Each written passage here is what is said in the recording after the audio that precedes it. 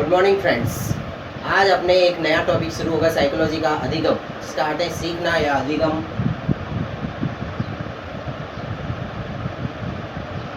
अधिगम अधिगम को क्या बोलते हैं? सीखना।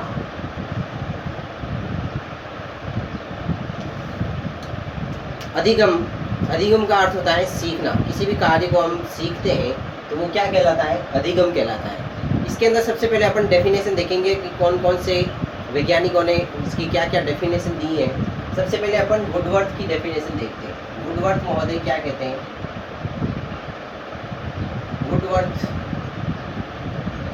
वुडवर्थ महोदय कहते हैं कि सीखना विकास की प्रक्रिया है। वुडवर्थ महोदय क्या कहता है? सीखना विकास की प्रक्रिया है। व्यक्ति जन्म से मृत्यु तक कुछ ना कुछ सीखता है और यही सीखना क्या कहलाता है? अधिगम कहलाता है। सीखना विकास की प्रक्रिया है। सीखना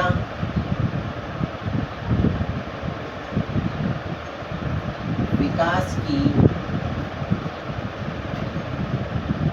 प्रक्रिया है। सीखना क्या है?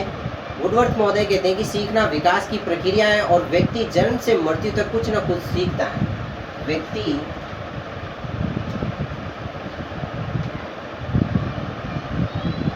जन्म से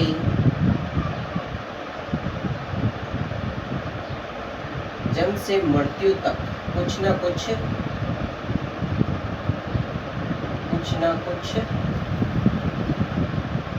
सीखता है।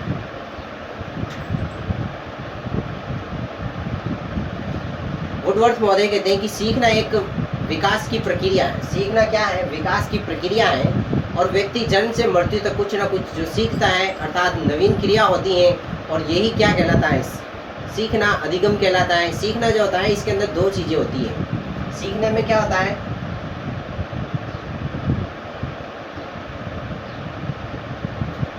एक तो निरंतरता होती है इसके अंदर।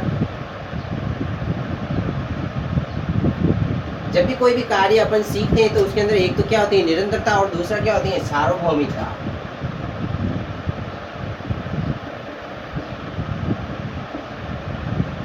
अभी दूसरी परिभाषा देखते हैं अपन। नेक्स्ट, गेट्स महोदय क्या कहते हैं? गेट्स, जर्सिल्ड और कॉलमैन कहते हैं अनुभव तथा निर्देशों के द्वारा व्यवहार में जो परिवर्तन होता है वही सीखना है। गेट्स, जर्सिल्ड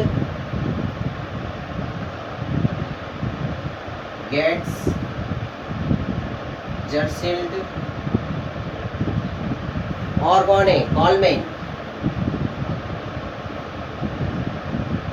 गेट, जर्सिल्ड और कॉलमैन कहते हैं कि अनुभव तथा निर्देश के द्वारा व्यवहार में परिवर्तन। अनुभव तथा निर्देश के द्वारा व्यवहार में परिवर्तन। अनुभव तथा निर्देश के द्वारा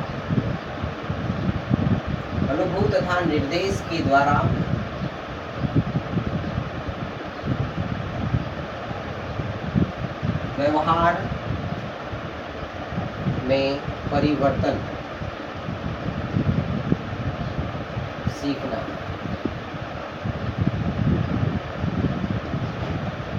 गेट्स, जर्सिल्ड और कॉलमैन कहते हैं कि अनुभव, व्यक्तियों के जो अनुभव हैं या फिर जो निर्देश के द्वारा व्यवहार के अंदर हमारे जो व्यवहार में जो परिवर्तन आता है वही क्या है? सीखना है। बहुत ही सिंपल है। गेट्स और जर्सिल्ड और कॉलमैन कहते हैं कि अनुभव तथा निर्देश के द्वारा व्यवहार में जो परिवर्तन है वही क्या है? सीखना है। तो इसके अंदर ये शब्द याद कर लो। अनुभव और निर्देश के द्वारा व्यवहार में जो परिवर्तन होगा वही क्या होगा? सीखना होगा। और वुडवर्थ महोदय क्या कहते हैं कि व्यक्ति जन्म से मृत्यु तक कुछ ना कुछ सीखता है। ये परिभाषा किसकी है? वुडवर्थ की है। अब है प्रयोजनवादी जो विचारक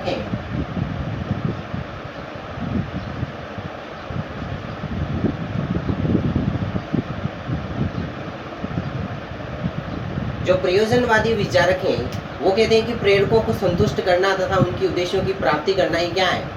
अधिगम है। प्रेरकों को संतुष्ट करना तथा उद्देश्यों की प्राप्ति। प्रेरकों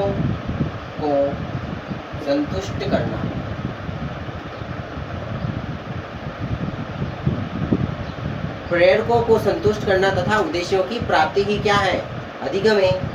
प्रेरकों को संतुष्ट करना तथा उद्देश्यों की प्राप्ति।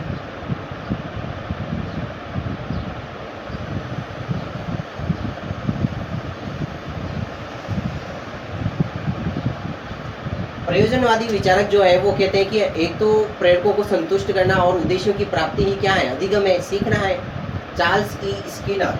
अब नेक्स्ट है Charles E Skinner. Charles E Skinner महोदय कहते हैं कि व्यवहार के अर्जन में जो प्रगति होती है वही क्या है, अधिगम है। व्यवहार के अर्जन में प्रगति, व्यवहार के अर्जन में प्रगति, व्यक्ति के जो व्यवहार है उसके अर्जन में वो प्रगति करता है तो वही क्या कहलाता है, अधिगम कहलाता है। ये कौन कहते हैं, स्किनर महोदय कहते हैं। और गिलफोर्ड क्या कहता है,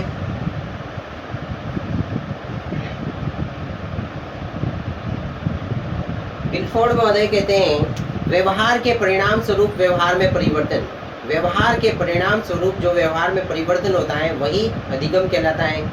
व्यवहार के परिणाम स्वरूप, व्यवहार के परिणाम स्वरूप, व्यवहार के परिणाम स्वरूप व्यवहार में परिवर्तन, व्यवहार में परिवर्तन, व्यवहार के परिणाम स्वरूप व्यवहार में जो परिवर्तन होता है वही क्या कहलाता है, अधिगम कहलाता है। कौन कहते हैं, गिलफोर्ड महोदय कहते हैं। उसके बाद में आते हैं क्रॉ एंड क्रॉ। क्रॉ एंड क्रॉ महोदय आते हैं, वो कहते हैं कि आदत, ज्ञान और अभिवृद्धि का अर्जन ही क्या कहलाता है, अधिगम। आदत, ज्ञान और अभिवृद्धि का अर्जन, आदत,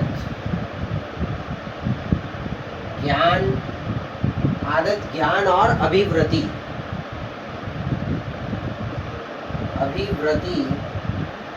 का अर्जन। क्रॉ एंड क्रॉ महोदय कहते हैं कि आदत, ज्ञान और अभिवृद्धि का अर्जन ही क्या कहलाता है, अधिगम कहलाता है। अब नेक्स्ट है अपने कॉल्विन।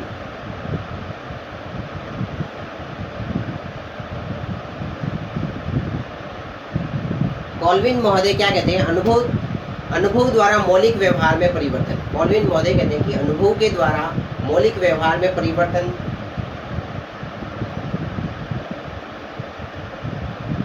अनुभव द्वारा मौलिक व्यवहार में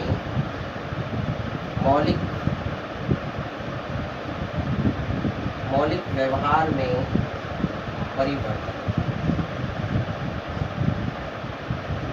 कॉल्विन महोदय कहते हैं कि अनुभव द्वारा मौलिक व्यवहार में जो परिवर्तन होता है वही क्या कहलाता है, अधिगम कहलाता है।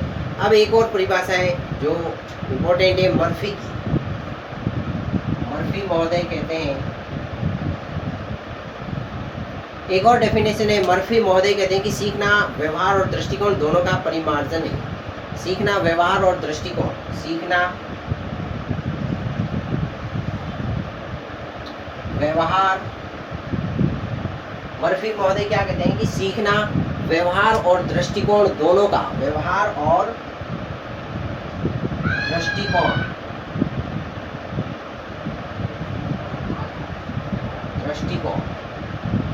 मर्फी क्या कहता है, सीखना व्यवहार और दृष्टिकोण दोनों का परिमार्जन है, दोनों का परिमार्जन।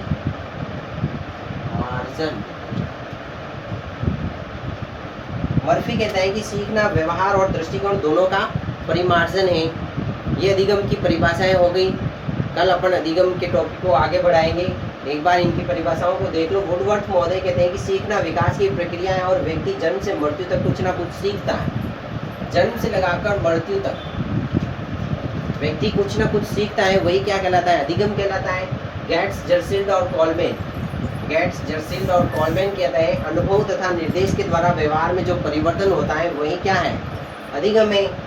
और प्रयोजनवादी विचारक क्या कहते हैं, प्रयोजनवादी विचारक कहते हैं प्रेरकों को संतुष्ट करना तथा उन उद्देश्यों की प्राप्ति करना ही क्या है, अधिगम है।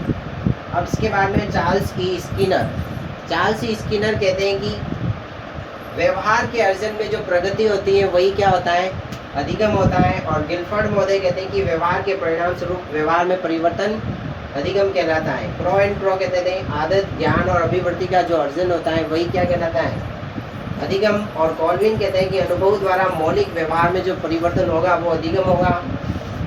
और मर्फी कहते हैं कि सीखना व्यवहार और दृष्टिकोण दोनों का परिमार्जन है।